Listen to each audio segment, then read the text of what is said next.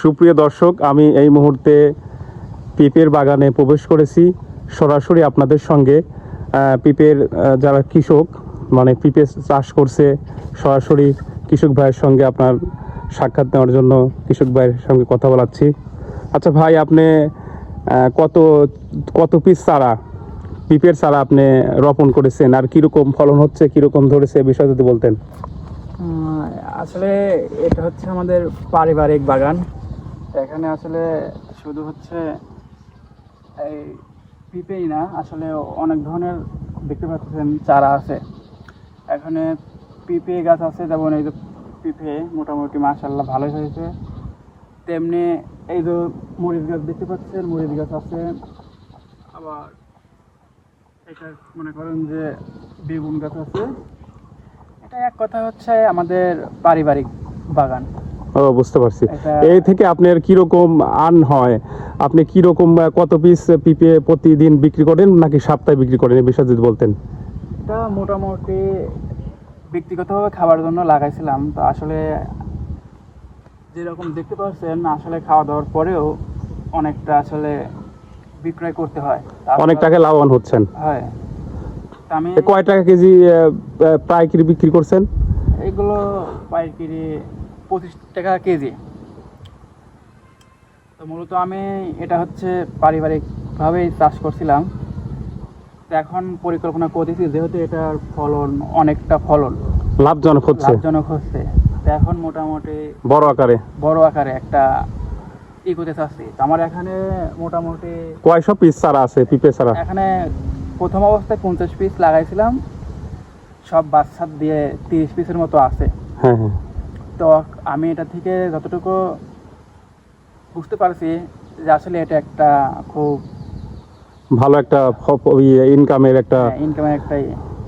আর এগুলো তো কোনো বিষের কোনো কারবার নাই, একদম ফ্রেশ একদম fresh। দেখাই যাচ্ছে দর্শক, হ্যাঁ, আপনারা দেখতেই এই যে পারছেন। fresh। খুবই সুন্দর একটা এই যে সব পিপের জাত, খুবই ভালো, অনেক ভালো পুষ্টিকর পিঁপে। এই যে ছোট পিঁপেগুলো, এইগুলো মনে করেন যে এগুলো ভেঙে দেবো এখন। এই যে দেখা যাচ্ছে এক একটা পিপের ওজন কয় কেজি হবে, এ বিষয়ে যদি বলতেন। এগুলো আনুমানিক প্রায় 2-2.5 কেজি হবে এক একটা পিপের ওজন। এখন এখন ছোট, এখন এগুলো আর কি।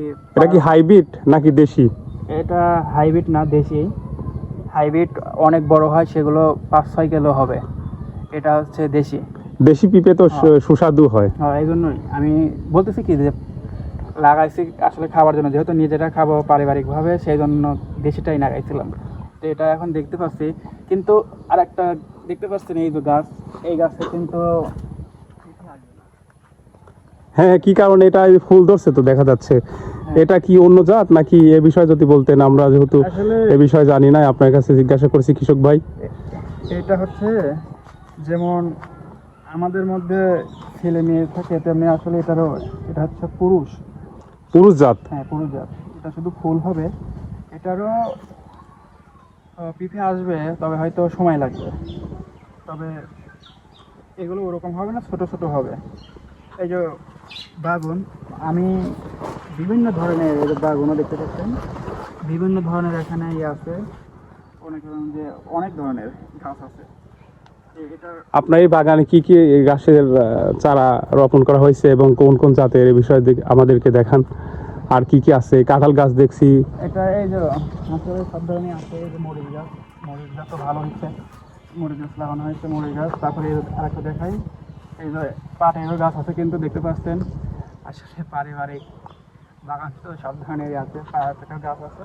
তারপরে আরেকটা জিনিস দেখেন, এইদিকে আছেন এই যে, এটা কিন্তু শশা গাছ। এই দেখেন শশার ফুল আছে, এই যে শশার আছে, জালি আসছে। হ্যাঁ জালি দেখেন, এই যে জালি। হ্যাঁ হ্যাঁ হ্যাঁ। দেখেন এই যে জালি, দেখেন জালি। আর সবচেয়ে মনে করেন যে একটা দেখেন, এই যে ছোট্ট একটা গাছ দেখতে পাচ্ছেন, মাথা নেই দেখা যাচ্ছে। মাথা আছে কিন্তু ছোট্ট একটা গাছ। এটা হচ্ছে অন্য একটা অন্য জাত। হ্যাঁ, গাছটা কিন্তু একদম ছোট দেখতে পাচ্ছেন, একদম ছোট। কিন্তু পিঁপে দেখেন, এখানে দেখেন 10-12টা পিঁপে চলে আসছে, কিন্তু গাছ কিন্তু একদম ছোট। আর আর এটা হচ্ছে অস্ট্রেলিয়ার একটা জাত। জাত। আসলে এটা আমাদের বাংলাদেশে না, এটা একদম ভিন্ন একটা তো মাশাআল্লাহ আপনি দেখতে পাচ্ছেন এইটুকু গাছে এতগুলা পিপে ধরছে, তারপর বড় বড় আকারে পিপে, হ্যাঁ, আল্লাহর কি নিয়ামত। দেখতে পাচ্ছেন। তো আমার এই বাগানে অনেক ধরনের জাত আছে। আমি প্রথমে অবস্থায় একটু বোঝার জন্য এই আনছিলাম এক ভাইয়ের থেকে এইসব জাতগুলো। তো এখন মাশাআল্লাহ দেখতে পাচ্ছি যে সে বলছিল যে আসলে 45 দিনের মধ্যেই এটা অনেক একটা লাভজনক একটা করতে পারবেন, পিপে ধরবে। হ্যাঁ পিপে ধরবে। তা আমি আসলে বুঝতে পারছি অনেক উপকৃত হয়েছেন আপনি। ভাইয়ের পরামর্শ নিয়ে উপকৃত হয়েছি। দেখতে পাচ্ছেন এতটুকু গাছ এক হাত হয় নাই, দেখেন মাটি থেকে এক হাত হয় নাই, তার মধ্যেই কিন্তু কতটা পিপের কিন্তু এইটুকু গাছে অতগুলা পিপে ধরছে, এক হাত এক হাতের মধ্যে গাছ। দেখতে পাচ্ছেন প্রিয় দর্শক বিন্দু, আপনার নিশ্চয় দেখতে পাচ্ছেন এইটুকু গাছে কতগুলা পিপে ধরছে। সরাসরি কৃষক ভাই দেখাচ্ছে আমাদের মাঝে। আর 8টা কিন্তু পিপে আছে, এতটুকু গাছে 8টা পিপে আছে।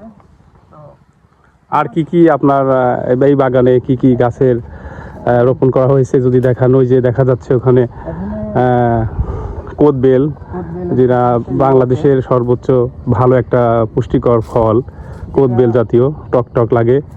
এই কোদবেল গাছ কতদিন হয়েছে? কোদবেল কি এসেছিল? ফুল তো এখনো এসে নাই, এটা খুব অল্প দিনে লাগানো হয়েছে, হয়তো 6-7 মাসের মতো হয়েছে।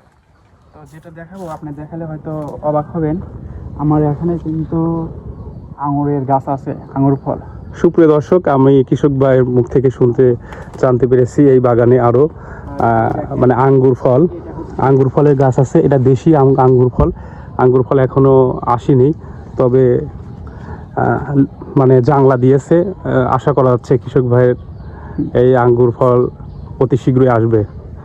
কতদিন লাগিয়েছেন এই আঙ্গুর গাছ? এটা 6 মাস হয়েছে, এটা তারা নিয়ে লাগানো হয়েছে। আঙ্গুর ফল কি ধরছিল? কি টক নাকি মিষ্টি? একবার ধরছিল।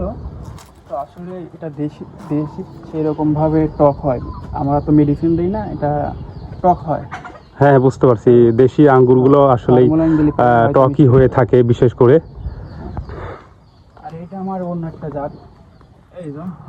সুপ্রিয় দর্শক, এই যে দেখতে পাচ্ছেন পিপের জাতি অনেক রকমের জাত আছে। দেখছেন কত লম্বা পিপে ধরছে। এখনই এক হাত, বড় হলে 2-3 হাত হয়ে যাবে। আর এটা অনেক বড় বড় হবে। এটা কিন্তু দেখতে পাচ্ছেন, দেখেন এটা কি জাতের পেঁপে? এটা কোথা থেকে নিয়ে এসেছেন যদি বলতেন? থাইল্যান্ড বলছিল থাইল্যান্ডের জাতের চারা। এটা খুব সুন্দর। এই পাশে দেখলে একটা বুঝতে পারবেন, দেখেন এইরকম। এটা একদম এই যে আমাদের রাজশাহী আম আছে না, হ্যাঁ হ্যাঁ, আমের মতন দেখতে পাচ্ছেন, একদমই লম্বা। হ্যাঁ, আপনি কাছ থেকে দেখতে পারেন, একদম লম্বা, কত বড়, কাছ থেকে নিয়ে এসে দেখতে পারেন এটা। সুপ্রিয় দর্শক, এই যে দেখতে পাচ্ছেন লম্বা লম্বা পিপে ধরে আছে। কত লম্বা, এক হাতেরও বেশি প্রায় এই পিপে ধরেছে। এটা থাইল্যান্ড থেকে জাত আমদানি করা হয়েছে বাংলাদেশে। আবার আমার এখানে একটা হলুদ আছে, যেটা আপনারা আসলে দেখতে পাই অনেক পুরাতন, একটা হয়তো আগে ছিল কিন্তু এখন আছে। আরও আছে দেখেন সুপ্রিয় দর্শক, এই যে কাঁচা হলুদ বলে না, কাঁচা হলুদ আমাদের বিশেষ করে কাঁচা হলুদ মুখে ত্বকে নিয়ে থাকে, অনেক উপকৃত হয়। বিশেষ করে মেয়েরা ফেসের জন্য, ত্বক ভালো রাখার জন্য, বরণ মুক্ত রাখার জন্য এই কাঁচা হলুদ ব্যবহার করে থাকে। আরও দেখতে পাচ্ছেন এই যে কাঁচা হলুদ গাছে কত সুন্দর একটা ফুল, দুটা ফুল ধরেছে। দেখতে পাচ্ছেন কত সুন্দর ফুল কৃষক ভাইয়ের হাতে। দেখছেন এই কাঁচা হলুদ কতদিন পর আপনি উঠাবেন, তুলবেন, এই বিষয়ে যদি বলতেন। আর কিরকম ধরে একটা গাছ থেকে?